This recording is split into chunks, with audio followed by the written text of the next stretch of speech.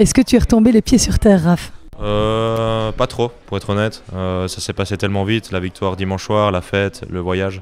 Je viens seulement de rentrer il y a 2 heures, donc je ne suis pas encore retombé sur terre. Mais voilà, je vais avoir le temps d'être un peu chez moi, de voir un petit peu mes proches pendant 2-3 jours et de réaliser un peu ce qu'on a fait. Donc ça va me faire du bien d'être un petit peu chez moi parce qu'il y a beaucoup de semaines là, qui sont enchaînées avec les États-Unis et puis direct partir en Coupe Davis. Ça a été intense, donc d'être un peu chez moi, ça va me faire du bien et un peu réaliser tout ce qu'on a fait. Été habité ce week-end.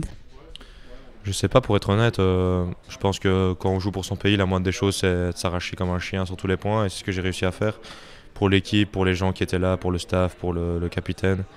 Donc j'ai vraiment donné le meilleur de moi-même sur tous les points, j'ai essayé de rendre le pays fier et j'ai vraiment trouvé des ressources que je ne soupçonnais pas, donc ça donne vraiment beaucoup de confiance.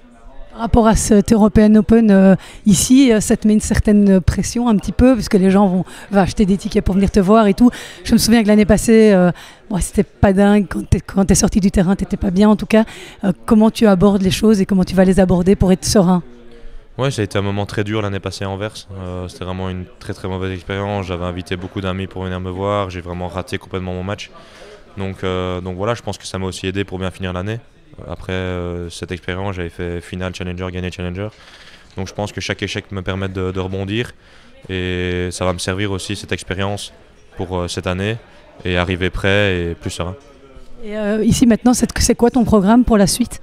Là, je vais rentrer 2-3 jours en Belgique, je reprends l'entraînement, enfin je suis déjà en Belgique mais 2-3 jours chez moi. Je reprends l'entraînement jeudi et je repars déjà samedi. Un challenger à Orléans, un challenger 125, Mouilleron le Captif, Rouen et puis Bruxelles. Et le fait de rejouer comme ça en challenger, c'est redescendre évidemment d'un niveau. Ça te pose pas de soucis au niveau confiance et tout? Tu te dis justement je suis bien à ma place là?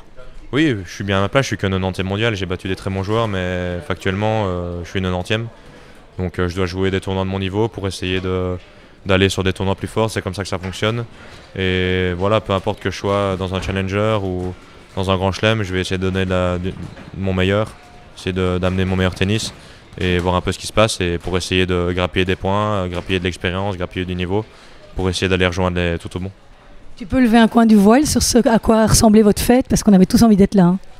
Ouais, on a bien fêté directement après dans les vestiaires et puis on a dû être vite sérieux puisqu'on a dû aller à la conférence de presse, puis on a vite été se laver à l'hôtel et puis on a été manger au McDo avec toute l'équipe et puis on a trouvé un club dans Sydney, on a un peu fait la fête, ça s'est un peu terminé un peu vite que prévu pour moi parce que j'étais malade donc je suis rentré un peu plus tôt que les autres à l'hôtel.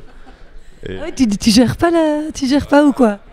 J'étais tellement dans l'euphorie que j'ai bu vite et c'est monté vite, donc après je suis vite rentré. Tu vas aussi apprendre ça? J'apprends.